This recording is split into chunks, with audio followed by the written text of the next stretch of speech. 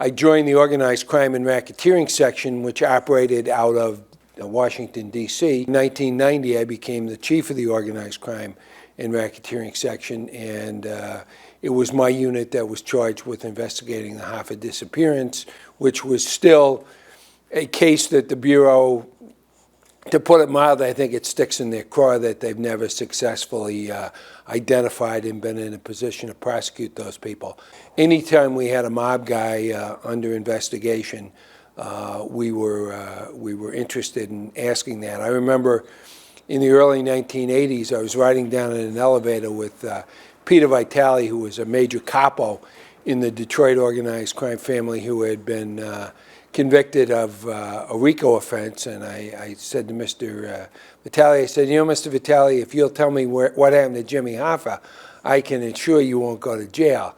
And in broken English, he looked at me and said, I don't rat on my friends.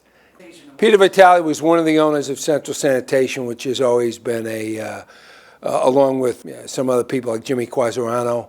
Hoffa disappeared, there was going to be a huge amount of heat coming down on the Detroit organized crime family. But late this afternoon, the family broke its silence and asked for public assistance in the search for Jimmy Hoffa. I have asked anybody who might have information concerning my father's whereabouts to please come forward. An event like that would have had to be cleared not only with the boss of the family and the underboss, but in all likelihood they would have brought in the other major figures to apprise them at least of what was going to happen and give them a heads up. There are a number of people, I think Central Sanitation, the facility, played a role in the disappearance of the body of James Hoffa, and clearly Quasarano and Vitale would have been people because of their equity interest in that company who would have had to be involved in the decision. And remember, shortly after the events took place, Central Sanitation burned to the ground. Anytime there was a major issue between, or the necessity to communicate between organized crime families, they were almost exclusively done face-to-face rather than telephone calls. Actually gave them a much higher level of security than they have today. One organized crime figure traveling from one city to another to discuss an issue with another organized crime family member was the way, a standard operating procedure for the way business was done. Agents in the organized crime units in every major city, but particularly New York, New Jersey, Detroit, Chicago, Boston, were all taking every effort they could to establish any connection or any interaction between the cities in the hopes of garnering some information. But as I said, these were almost all face-to-face meetings in private settings.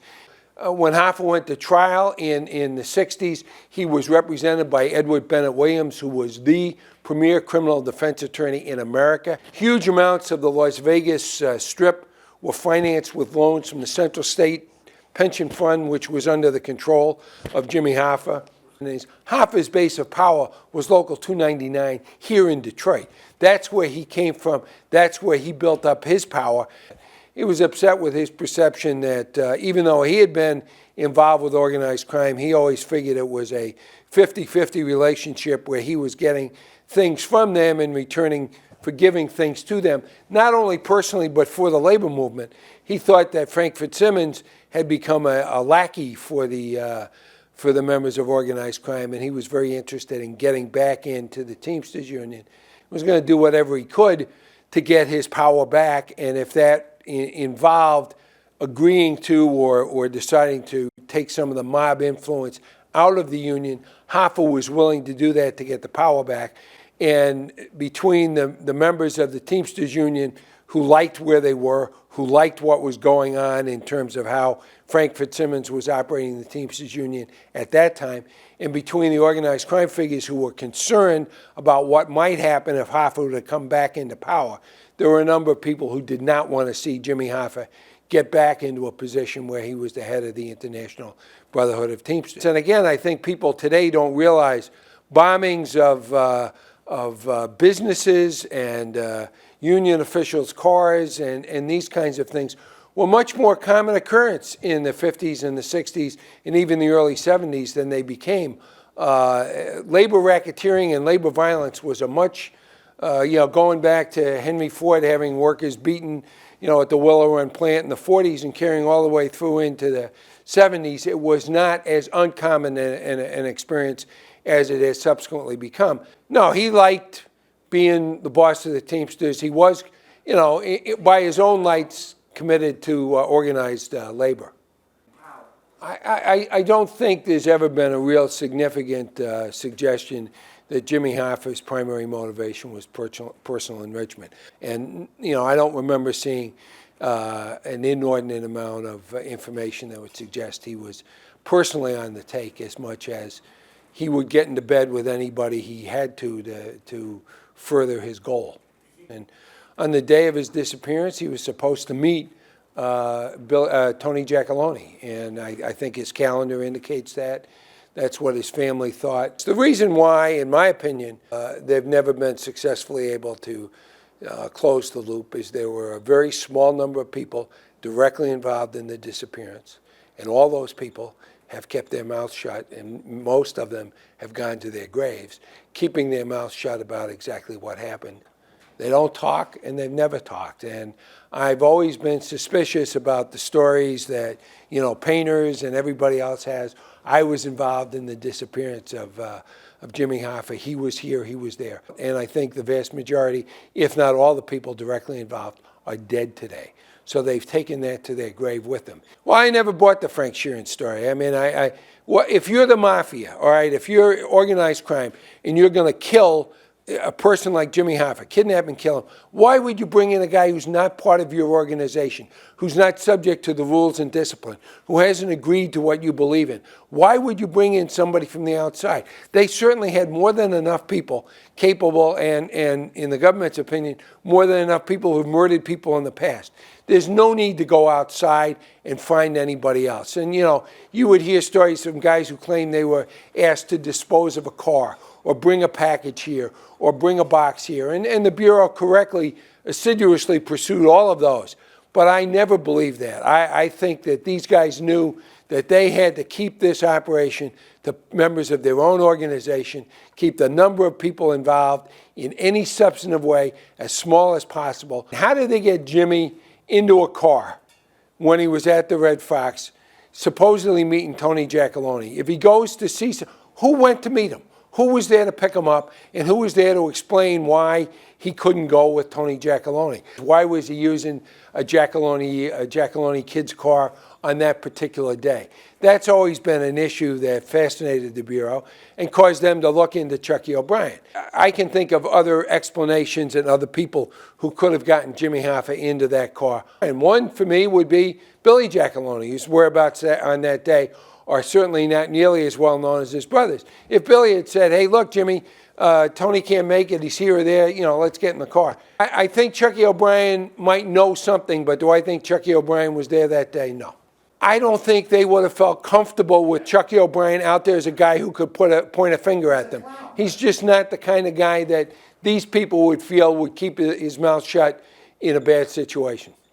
This case is, to this day, carried by the Bureau as an open case. They consistently get new information coming on a fairly regular basis from people who claim to have information about the Hoffa disappearance. As a matter of fact, we recently know the information that has purportedly come from Anthony Zarrilli. I don't know any case in the history of the federal government criminal investigations that has been looked at as many different ways and as many different times. I would say the one that we became most excited about and ultimately turned out not particularly beneficial was the DNA evidence on the hair sample. And yes, is that the way the hair got there? I don't know. But that is an explanation which kind of took a little of the wind out of the sails in terms of that. The Zarrilli story is that he heard the story from Tony Giacalone. Well, Tony Giacalone wasn't there when he disappeared. Now, he may have known about it, but who told Tony Giacalone to tell Anthony Zarrilli? And you get a whole set of layers of hearsay as to what happened. Carlo Licata was another issue that came up, and there was a suggestion that this was an avenue to pursue, and obviously Mr. Licata met his demise in not what is generally considered to be a pedestrian manner. I believe these guys were smarter than we sometimes give them credit for. And I think that when they picked the people that were going to get rid of Jimmy Hoffa, they picked people who they were 100% sure would never reveal what they had done. You know, they knew how they were going to get rid of the body before they whacked him. I mean, there's no doubt in my mind about that. So they weren't driving around looking for a place to go. They weren't going to say, you know, let's put him in this temporary space and then we're going to move him. They clearly had plenty of time to do anything they wanted with the remains of Jimmy Hoffa between the time they left the Marcus Red Fox and the time anybody fully started looking, which was 10, 11, 12 o'clock the following day.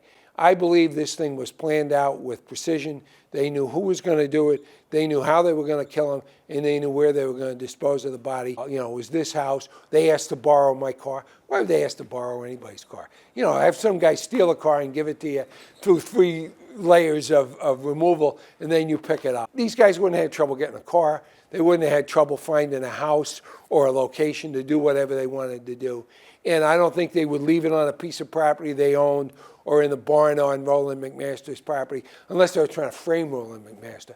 They weren't going to make those kind of mistakes. And given who Mr. Zerilli is, the fact that he was the underboss, that his father was the boss of the family at the time that Jimmy Hoffa disappeared, that Tony Giacalone clearly, I think in the opinion of law enforcement, was involved in the sense of planning, knowing about it, playing a role, i.e. not showing up where he was supposed to at the time he was supposed to.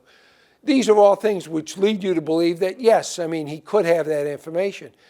And I think Mr. Zerilli is looking for money, has had some financial reversals, is looking for money, trying to write a book, trying to get somebody to pay him some money. Jack Tocco was essentially the boss of the acting boss at the time this happened, and has been the head of the Detroit LCN basically from, you know, the mid to late 1970s through today. He would know. He would have had to know, even if he wasn't directly involved in the planning, because he would have had to know who to look out for, who the problems were, and to use a hackneyed phrase, he'd have to know where the bodies were buried in order to be able to fulfill his role as the boss of the Detroit LCN.